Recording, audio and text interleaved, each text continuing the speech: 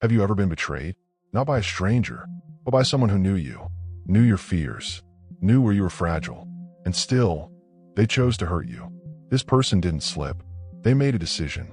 They smiled to your face while sharpening the blade behind your back. And when they knocked you down, they didn't just want to see you sad. They wanted to see you shattered, broken, collapsed from the inside out. They wanted you to break. Maybe they'll never say it out loud, but they were hoping you'd fall apart, react, explode, crumble. Because the moment you lose control, they win. Maybe you've carried that pain in silence, replayed that conversation in your mind 1,000 times, fantasized about revenge, the perfect comeback, the ultimate confrontation. But all of that has a cost, an invisible price. The more you think about them, the more they live inside you. They settle in, take root, start dictating your steps, your mood, your focus, and you don't even notice. But your life begins to orbit someone who should have long fallen out of your sky. The Stoics had a name for this: emotional poison. And the antidote? It's not shouting. It's not proving. It's not striking back. It's silence. The best revenge is to be unlike the one who harmed you. That sentence sounds simple, but it's brutal, because it demands something almost no one has: self-mastery. You win, not when they regret what they did, but when you no longer need them to, when their name no longer weighs, when the memory no longer burns, when what they did simply stops mattering. The most devastating revenge is not a scream. It's not confrontation. It's emptiness, the silence that ends the game. And when you fall silent, without shrinking, without surrendering, without caring, they realize they've lost something they'll never get back: power over you. But that silence is not the end. It's the beginning of strength, of discipline, of a peace that can't be touched by the ones who hurt you. They expected a show, expected to see you fall apart, expected drama, reaction, exposure. And for a moment, maybe they got it. Maybe you cried in silence. Maybe you spent nights rehearsing what you should have said. Maybe you clung to anger as your last defense against looking weak. But every thought kept feeding the enemy. Every memory kept their presence alive. They infiltrated your thoughts, spread through your reactions, and contaminated your focus. And suddenly, you weren't you anymore. You were the echo of a wound. This is where the Stoics corner you. If you want to beat them, never become them. Because when you react like them, you become them. And when you step into their game, you've already lost. Indifference is the silent exit from the battlefield. Not because you lost, but because the war was never worthy of you. Being indifferent isn't about contempt. It's about protection. It's closing the door of your mind to those who no longer deserve to walk in. You see the provocation and walk past it. The attack comes, and you remain still. Not out of fear, but out of control. You're no longer programmable, and that breaks them. True strength doesn't lie in winning arguments. It lies in not needing to argue at all.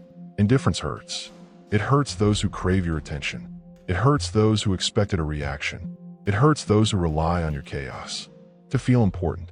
But the greatest power of indifference isn't in what it blocks. It's in what it builds.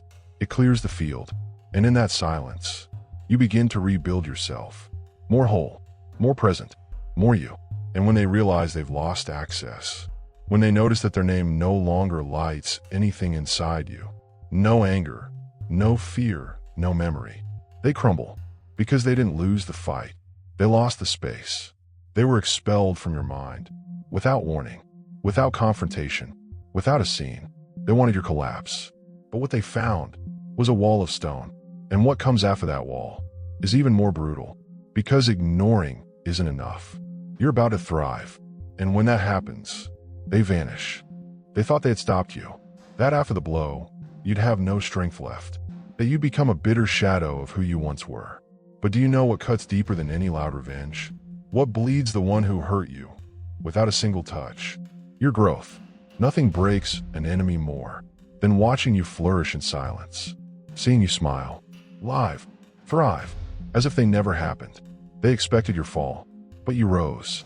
And the higher you go, the smaller their attack becomes. The Stoic doesn't seek revenge. He seeks excellence. While they wait for your reaction, you're working, sharpening, building, creating a life that proves, without saying a word. They never had the power they thought they did. They wanted applause for your downfall, but you gave them silence. They hope to see you at rock bottom, but you dug deeper and laid a foundation. Now, you're not just standing, you're rooted. And more than that, you're rising beyond their reach. You don't need to flaunt your victory, because just being at peace is the loudest response. They believe they had broken you, but you rebuilt, stronger, quieter, wiser. And when they wonder why you never fought back, never replied, never stooped to their level, they'll realize you were too busy winning. But Stoic success isn't just external. It starts within, and it's that quiet, internal triumph that we're about to confront now. Pain comes. It always comes, and it never asks permission.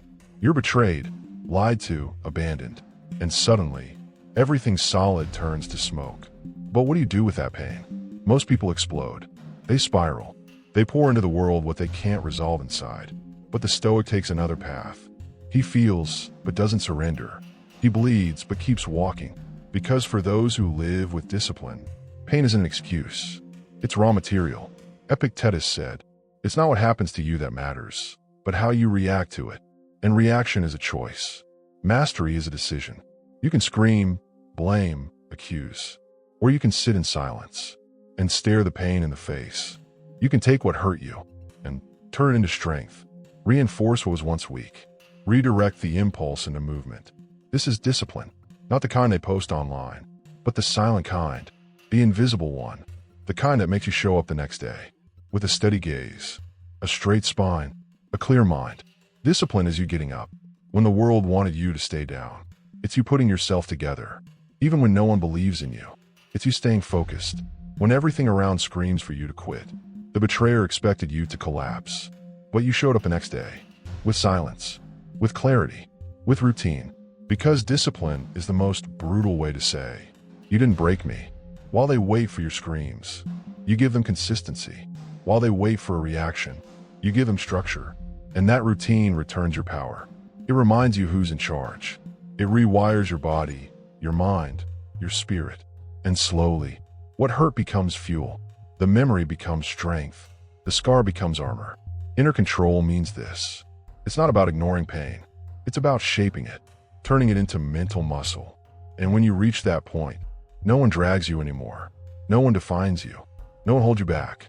But there's still a higher level, a form of rebuilding, even more ruthless, where the person who hurt you simply vanishes from the story. And that's where we go next. You don't need to forget, but you do need to stop carrying. Most people think forgiving means erasing. Erasing the name, erasing the pain, erasing the story. But the true Stoic doesn't erase. He transcends. And transcending doesn't mean pretending nothing happened. It means reaching a point where what happened no longer controls you. Not because it was small, but because you become too big for it. You don't have to fake amnesia. You just have to live in a way where remembering doesn't hurt anymore. They expect it to be the center of your story, to be remembered, quoted, carried like a weight. But you don't hate them. You simply empty them out. You've grown so much, rebuilt so deeply, filled yourself so completely. There's just no space left for them. The most brutal revenge doesn't scream. It lives. It flourishes. It moves on without turning around. When the name of the person who hurt you doesn't trigger anything, doesn't take up space, doesn't pass through your thoughts anymore, that's where real victory begins. And why? Because you're too busy living, too busy building, too busy evolving. You didn't delete them. You eclipsed them. They wanted to be a scar. They became a footnote, a line in a chapter you no longer revisit. And as you keep going, they stay frozen in the moment they hurt you. You move forward. They stay behind, fighting a battle that no longer has an opponent. They wrestle with ghosts. And you became absence.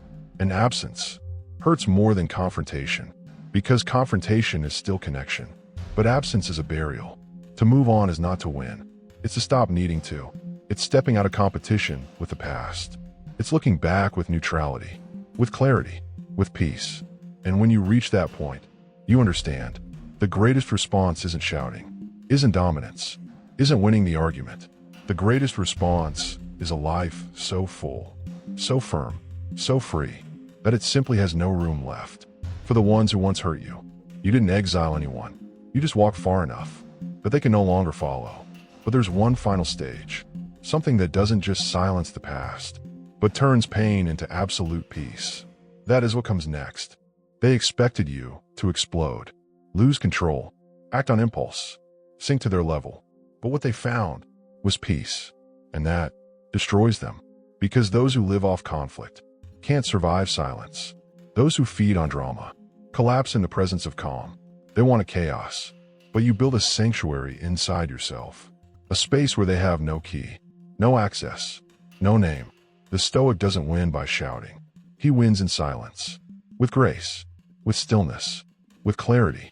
Peace is the final blow, the most elegant, the most lethal, because while they wait for a fight, you've already left the arena.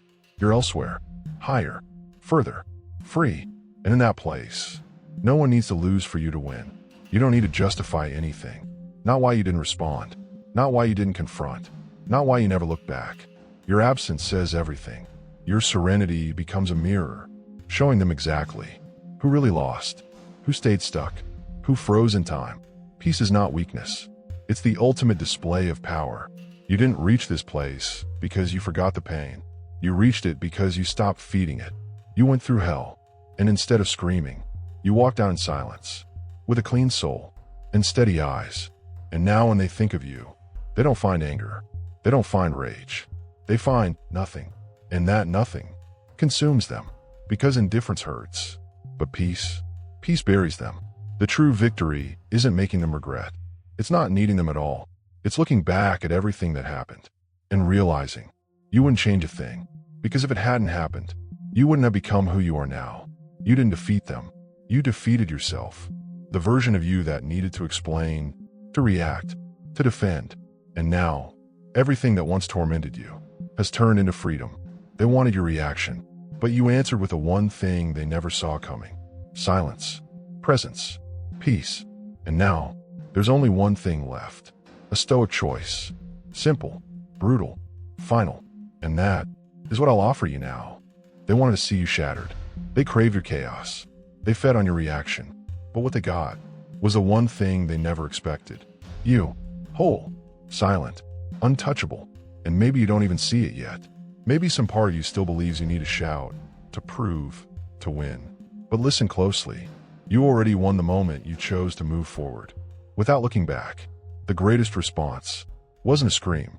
It was your absence, your discipline, your peace. They weren't defeated by your words. They were undone by your indifference, by your focus, by the life you built, without ever mentioning their name. And if you made it this far, it's because deep down, you already know. You felt it. You were hurt.